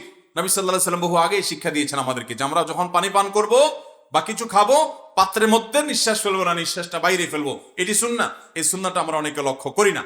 36 নম্বর সুন্নাহ যেটা হারিয়ে গেছে আমাদের সমাজে, সেটা হলো কোন বিষয় দেখে আপনার যদি আশ্চর্য লাগে, আশ্চর্য, কি বলবেন? হয় সুবহানাল্লাহ বলবেন, আর না হলে তাকবীর দিবেন, আল্লাহু আকবার বলবেন। সাধারণত আমরা আজকাল বলি ওয়াও। কি বলে? ওয়াও। আপনি ওয়াও, হা, হামজা, খা আরো কয়েকটাও যদি বলেন এতে কোনো সওয়াব হবে না। কিন্তু যদি আপনি কোনো আশ্চর্যজনক কিছু দেখে বলেন আল্লাহু আকবার বা সুবহানাল্লাহ, তাহলে সাথে সাথে আপনার আমলনামাতে সওয়াব লেখা হবে ইনশাআল্লাহ। ইমানদার তো তার প্রতিটা কদমে আখিরাত কামাই করবে ইনশাআল্লাহ। চেষ্টা করব না? কোনো আশ্চর্যজনক বিষয় দেখব, কোনো বিষয় দেখে আশ্চর্য হব, অভিভূত হব, সাথে সাথে তাকবীর দিব, আল্লাহু আকবার অথবা সুবহানাল্লাহ বলবো। বাচ্চাদেরকে শিখাবো। আজকাল মা বাবারা নিজেরা বাচ্চাদেরকে ওয়াও বলানো শিখায়। এই ওয়াওটাও শিখাবো না, আমরা শেখাবো আল্লাহু আকবার এবং সুবহানাল্লাহ। এটা নবী সাল্লাল্লাহু আলাইহি সাল্লামের সুন্নাহ। ভাইরা আমার, এই সুন্নাহটা আমাদের সমাজ থেকে হারিয়ে গেছে। 37 নম্বর সুন্নাহ যেটা হারিয়ে গেছে সেটা হলো সন্ধ্যার সময় সূর্য ডুবে যাওয়ার পর বা সূর্য ডুবার ঠিক ওই মুহূর্তটাতে বাচ্চাদেরকে বাসার বাইরে না রাখা। দুষ্ট জিন এবং শয়তানদের সবচেয়ে বেশি বিচরণ ওই টাইমটাতে হয়, আর বাচ্চাদের উপরে এর প্রভাবটা সবচেয়ে বেশি পড়ে। এই যে বাচ্চাদের ভয় পাওয়া, বাচ্চাদের কেঁদে ওঠা এবং অতিরিক্ত দুষ্টামি করা, অনেক বিষয় আছে। ম্যাক্সিমাম বাচ্চা অসুস্থ, এফেক্টেড হয় দুষ্ট জিন দ্বারা, ব্ল্যাক ম্যাজিক দ্বারা। আমরা অনেক মা বাপ টেরও পাই না। এগুলা থেকে বাঁচাবার জন্য এই সুন্নাহটা লক্ষ্য রাখতে হবে যে সন্ধ্যার সময় বাচ্চা যেন বাইরে না থাকে। নবী সাল্লাল্লাহু আলাইহি সাল্লাম খুব শক্তভাবে নিষেধ করেছেন বাচ্চাদেরকে যেন সন্ধ্যার সময় বাহিরে না রাখা হয়। এই সুন্নাহটি আমাদের সমাজ থেকে হারিয়ে গেছে, খেয়াল করি না আমরা অনেকে। 38 নম্বর সুন্নাহ যেটা আমাদের সমাজ থেকে একেবারে হারিয়ে গেছে অথচ অতীব গুরুত্বপূর্ণ, সেটি হলো জুমার দিন আসলে, জুমার দিন শুধু না, জুমার রাতও যখন শুরু হয়, অর্থাৎ বৃহস্পতিবার সন্ধ্যা থেকে শুক্রবার সন্ধ্যা পর্যন্ত বেশি বেশি দুরূদ পাঠ করা। নবী সাল্লাল্লাহু আলাইহি সাল্লাম বলেছেন আকসিরু আলাইয়া মিনাস সালাতি মিন ইয়াউমিল জুমআতি ওয়া লাইলাতিল জুমআ ফা ইন্না সালাতাকুম মা'রুদাতুন আলাই। জুমার রাত যখন শুরু হয়, জুমার দিন যখন শুরু হয়, তোমরা বেশি বেশি করে আমার প্রতি দুরূদ পাঠ করবে, কারণ এই দুরূদ আমার কাছে পেশ করা হয়। এজন্য ভাইরা, শুক্রবার আসলে বেশি বেশি উঠতে বসতে চলতে ফিরতে দুরূদ পাঠ করব। এই সুন্নাহটাও হারিয়ে গেছে, জিন্দা করব তো ইনশাআল্লাহ। একটু জোরে জোরে পড়বেন যাতে বাসার সবাই মনে পড়ে, সবাই যাতে স্মরণ হয়, সবাই যাতে পড়তে পারে, তাহলে সুন্নাহটা জিন্দা করা যাবে ইনশাআল্লাহ। চেষ্টা করব তো। 39 নম্বর যে সুন্নাহটি আমাদের সমাজ থেকে হারিয়ে গেছে ভাই, সেটি হলো পেট ভরে না খাওয়া। কি না খাওয়া? পেট ভরে না খাওয়া। ভাইরা আমার, এই সুন্নাহ মানার তো বড় কঠিন, কারণ আমরা খাইতে খাইতে গলা পর্যন্ত, পারলে নাক পর্যন্ত খাই। মানুষের দিনকাল আলহামদুলিল্লাহ ভালো আছে, সবার পকেটে কম বেশি টাকা আছে, খানার অভাব এখন আগের মতো আর নাই, যার কারণে খাইতে খাইতে গলা, পারলে নাক পর্যন্ত আমরা খাই। এটা সুন্নাহর খেলাফ ভাই। এই নাক পর্যন্ত খাইলে মনে করেন স্বাস্থ্যের জন্য ভালো। এখন ডাক্তাররাই বলছেন যে উদর পূর্ণ করে খাওয়া এটা স্বাস্থ্যের জন্য ক্ষতিকর, পেট খালি রাখা এটা স্বাস্থ্যের জন্য ভালো। পেট পুরে খেলে স্বাস্থ্যের জন্য ভয়ঙ্কর ক্ষতি ডেকে আনে, অনেক রোগ বালাই দেখা দেয়। এখন আমাদেরকে ডায়েট করতে বলে, কিটো ডায়েট করতে বলে ডাক্তাররা, আমরা তখন ঠিকই এর ফজিলত বুঝি। অথচ নবী সাল্লাল্লাহু আলাইহি সাল্লাম বহু আগে বলেছেন পেট পরিপূর্ণ করে না খাওয়া, পেটের 3 ভাগের 1 ভাগ খাদ্য, আরেক ভাগ পানীয়, আরেক ভাগ খালি রাখা। দেখুন, এখন ডাক্তাররা বলে বেশি বেশি সালাদ খাবেন। এখন আপনি টমেটো খান কিংবা আপনার শসা গাজর খান, এই শসা এবং টমেটো সব পানি জাতীয় বেশিরভাগ, ঠিক না? তাহলে আপনি টমেটো সালাদ বেশি করে খান, পানি খান, অর্থাৎ 3 ভাগের 1 ভাগ পানি, আর 1 ভাগ হলো খাবার, পিওর খাবার, আর 1 ভাগ আপনার পেট খালি থাকবে। এখন খালি পেট রেখে দস্তরখান থেকে উঠা বা টেবিল থেকে উঠা, এটা তো আমরা চিন্তাও করতে। এটা আমাদের জন্য সবচেয়ে কষ্টকর হয়ে গেছে সুন্নাটা। আল্লাহ আমাদেরকে আমল করার তৌফিক দান করুন। ওয়াজ মাহফিল গুলোতে গেলে হুজুরদেরকে সবাই ঠেলে ঠেলে খাওয়ায়, তারপর আমি চেষ্টা করি আলহামদুলিল্লাহ পরিমাণে খুব অল্প খাওয়ার। সাক্ষী আছেন ভাই পাশে, আজকে খেলাম একসাথে, অল্প খাইছি না অনেক, সত্য কথাটা বলেন। জি, পরিমাণে অল্প খাওয়ার চেষ্টা করি। মানুষ যত চাপাচাপি করে চেষ্টা করি আমরা পরিমাণে অল্প খেয়ে পেট খালি রেখে তারপরে উঠবো। এর মাধ্যমে আমরা সুস্থ থাকবো ইনশাআল্লাহ। এটা সুন্নাহ নবী সাল্লাল্লাহু আলাইহি ওয়াসাল্লাম, হারিয়ে গেছে সুন্নাহটা। এই সুন্নাহ পালন করা খুব কঠিন কাজ, শুরু করবো ইনশাআল্লাহ। 40 নম্বর যে সুন্নাহটা হারিয়ে গেছে ভাইরা, সেটা হলো সন্তান জন্মের পর ডান কানে আজান দেওয়া, বাম কানে একামত দেওয়া। ডান কানে আজান, বাম কানে, সন্তান ছেলে হলেও দিবেন, মেয়ে হলেও। কয়েকটা হাদিস দ্বারা এটি প্রমাণিত হয়। তাহলে সন্তানের জন্মের পর আমরা কানে আজান, একামত দিতে ভুলবো না। আজকের কোন একটা ভিডিওতে দেখলাম যে তুরস্কের প্রেসিডেন্ট এই আপনার ভূমিকম্প দুর্গত এবং সেখানে ভূমিকম্পে বিভিন্নভাবে আপনার অসুস্থ হয়ে পড়া, পঙ্গু হয়ে যাওয়া বিভিন্ন মানুষ যখন হাসপাতালে শোয়া, তাদের দেখতে গেছেন। সেখানে একটা বাচ্চা, নবজাতক শিশুর জন্ম হয়েছে। উনি নিজে কোলে নিয়ে নিজে আজান দিলেন, একামত দিলেন দুই কানে। ডান কানে আজান, বাম কানে একামত দিলেন। বড় ভালো লাগলো। যেটি একজন মুসলমান শাসকের আচরণ হওয়া উচিত, আমল হওয়া উচিত, দৃষ্টান্ত হওয়া উচিত। আল্লাহ আমাদের সমস্ত মুসলমান শাসকদেরকে আমল করার তৌফিক দান করেন। আমরা নিজেরাও আমল করবো, চেষ্টা করবো তো ইনশাআল্লাহ। বাচ্চা হলে বাচ্চার ডান কানে আজান, বাম কানে একামত দিতে ভুলবেন না। মিষ্টি কিনতে কেউ ভুলে না, মিষ্টি কিনতে কেউ, মিষ্টি না কিনলেও কিছু আসে যাবে না, কিন্তু ডান কানে আজান, বাম কানে একামত দিবেন। ওর তাওহীদের কালিমা ওর কানে সর্বপ্রথম দিয়ে দিবেন, ও কিচ্ছু বুঝবে না। আপনি আজান আবার চিৎকার করে করে দিয়েন না, বাচ্চার কান ফেটে যাবে। আস্তে আস্তে শুধুমাত্র আজানের বাক্যগুলো শোনাবেন। কেউ একজন কোলে করে ধরে রাখবে, আজানের বাক্যগুলো শুধু বলে রাখবেন। এর জন্য কোনো হুজুরও জরুরি না, আপনি নিজে পারলে নিজে দিয়ে দিবেন ইনশাআল্লাহ। চেষ্টা করবো না ইনশাআল্লাহ। এই 40টা সুন্নাহ আমাদের সমাজ থেকে হারিয়ে গেছে। শুধু তা নয়, আরো অনেক সুন্নাহ আছে। যেমন এই মুহূর্তে আরেকটা সুন্নাহর কথা আমার মনে হয়েছে, দুধ পান করার পর একটা দোয়া আছে। কে বলতে পারবেন? হাত তোলেন। 1 2 3 4 5 6 জন মাত্র হাত তুলছেন। এত মানুষ, তার মানে বাকিরা দুধ খান না? কি দোয়া বলেন? আল্লাহুম্মা বারিক লানা ফীহি ওয়াজিদনা মিনহু। আল্লাহ, আপনি এর মধ্যে, এই দুধ যেটা পান করলাম, এর মধ্যে আপনি বরকত দান করেন, এটাকে আরো বাড়িয়ে দেন। একটা খাবার আছে শুধুমাত্র দুধ, যেটা নবী করিম সাল্লাল্লাহু আলাইহি সাল্লাম খাওয়ার পর আরো বাড়িয়ে দেওয়ার দোয়া করেছে। আর কোন খাবারের পরে এটা পাওয়া যায় না। এত বরকতময় খাবার দুধ। তো এই দুধের পরে, দুধ পান করার পরে সুন্নাহ আছে। আরেকটা সুন্নাহ যেটা আমার 40 তালিকার মধ্যে নাই, মনে পড়েছে এখন, খুবই গুরুত্বপূর্ণ, কিন্তু হারিয়ে গেছে বললে চলবে।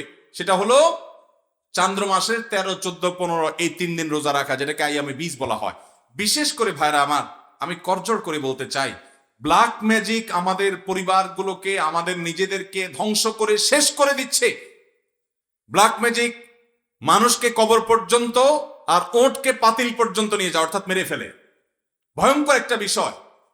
এই ব্ল্যাক ম্যাজিক এখন ঘরে ঘরে কালো জাদু, এবং এটা বিশ্বের বড় বড় খেলোয়াড়দেরকে পর্যন্ত করা হয়। কোটি কোটি টাকার খেলা, দেখা যায় না, মানুষ বুঝতে পারে না, ট্রিটমেন্ট করে, রোগ ধরা পড়ে না, ভেতরে ভেতরে মানুষ শেষ হয়ে যায়, বাচ্চারা শেষ হয়ে যাচ্ছে, অমানুষ হয়ে যাচ্ছে, মানুষ অসুস্থ হয়ে যাচ্ছে, নানামুখী পেরেশানি দূর হচ্ছে না, বেবরকতি যাচ্ছে না, কোথাও কোনো কল্যাণ নাই। এগুলোর অন্যতম একটা বড় কারণ হলো ব্ল্যাক ম্যাজিক। ব্ল্যাক ম্যাজিক থেকে বাঁচতে চান, সকাল সন্ধ্যার দোয়াগুলো বেশি বেশি করে পড়েন এবং সুন্নাহ সম্মত লাইফস্টাইল অনুসরণ করেন। বাসা থেকে হারাম জিনিস ছুঁড়ে ফেলে দেন। আর বিশেষভাবে চান্দ্র মাসের 13, 14, 15 এই দিনগুলোতে রোজা রাখেন।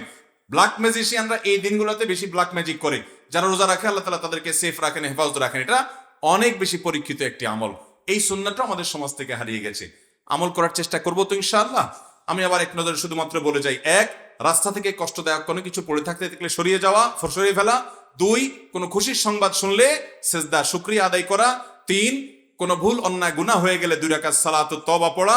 4, কোনো ভুল হয়ে গেলে একটু দান দক্ষিণা করে প্রায়শ্চিত্ত করা, মুখে শুধু তওবা না, কিছু দানও করা। 5, কোন একটা মসজিদে বসে আছেন, কোথাও বেশি আছেন, বেশি বেশি ঘন ঘন ফাঁকে ফাঁকে ইস্তেগফার পড়া, আস্তাগফিরুল্লাহ, ওয়া তুবু পড়া। 6, ওসিয়ত লেখার মতো কিছু থাকলে পরিবার পরিজনকে সম্বোধন করে ওসিয়তনামা লিখে রাখা, মৃত্যুর আগে আগে, প্রয়োজনে কদিন পর আপডেট করবেন। 7, এশার পরে দ্রুততার সাথে তাড়াতাড়ি ঘুমায় পড়া, দেরি না করা। 8, এশার নামাজ একটু বিলম্ব করে পড়া, এশার আগে খানা খেয়ে ফেলা।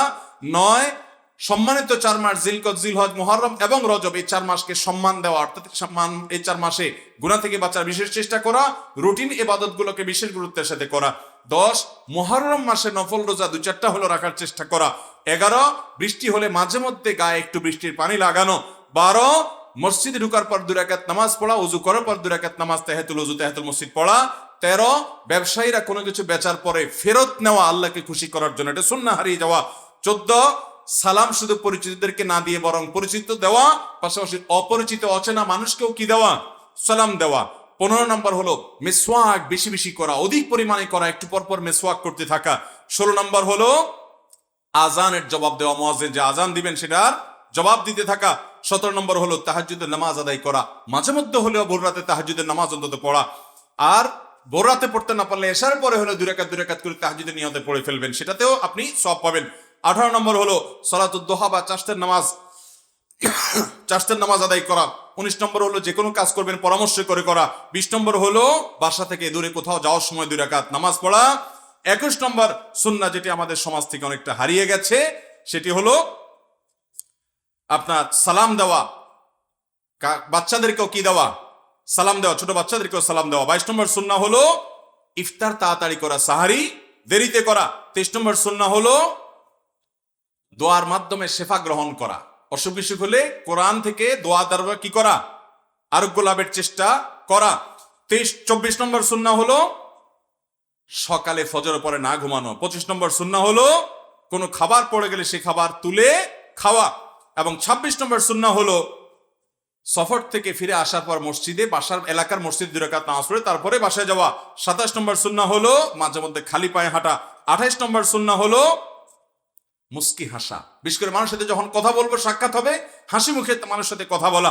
এবং 29 নম্বর সুন্নাহ হলো নিচের দিকে নামার সময় সুবহানাল্লাহ আর উপরের দিকে ওঠার সময় আল্লাহু আকবার বলা। আর 30 নম্বর সুন্নাহ হলো কাউকে ভালোবাসলে তাকে গিয়ে বলে দেওয়া যে আপনাকে আমি আল্লাহর জন্য ভালোবাসি, তাকে শোনাই দেওয়া সুন্নাহ। 31 নম্বর সুন্নাহ হলো ঘুমানোর সময় ওযু করে ঘুমানো। 32 নম্বর সুন্নাহ হলো কিবলার দিকে থুতু না ফেলানো। 33 নম্বর সুন্নাহ হলো খাওয়ার পরে আঙ্গুল চেটে খাওয়া, প্লেট তো অবশ্যই চেটে খাওয়া। 34 নম্বর সুন্নাত হলো সাহারির সময় খেজুর খাওয়া। আর 35 নম্বর সুন্নাহ হলো পাত্রের বাইরে পানি পান করলে বাইরে নিঃশ্বাস ফেলা, পাত্রের মধ্যে নিঃশ্বাস না ফেলা। 36 নম্বর সুন্নাহ হলো কোনো আশ্চর্যজনক কিছু দেখলে, অভিভূত হলে সুবহানাল্লাহ এবং আল্লাহু আকবার পাঠ করা। 37 নম্বর সুন্নাহ হলো বাচ্চাদেরকে সন্ধ্যার সময় বাসার বাইরে না বের হতে দেওয়া, বিশেষ করে সূর্য ডুবার সময়। এবং 38 নম্বর সুন্নাহ হলো শুক্রবারে রাতে এবং দিনে, অর্থাৎ বৃহস্পতিবার দিবাগত রাত আর শুক্রবার সারাদিন বেশি বেশি দুরূদ পাঠ করা নবীজির প্রতি। 39 নম্বর সুন্নাত হলো পেট পরিপূর্ণ করে না খাওয়া, কিছুটা খালি রেখে তারপরে ওঠা। 40 নম্বর সুন্নাত হলো যা বাচ্চা জন্মগ্রহণ করার পর নবজাতকের কানে, ডান কানে আজান, বাম কানে ইকামত দেওয়া। এর বাইরে আরো বলেছি চান্দ্র মাসের 13, 14, 15 এই দিনগুলোতে কি করা, রোজা রাখা, আরো সুন্নতের কথা বলেছি। আল্লাহ রাব্বুল আলামিন এই হারানো সুন্নতের সবগুলো সুন্নতকে আমাদেরকে আমল করা, আমাদের পরিবার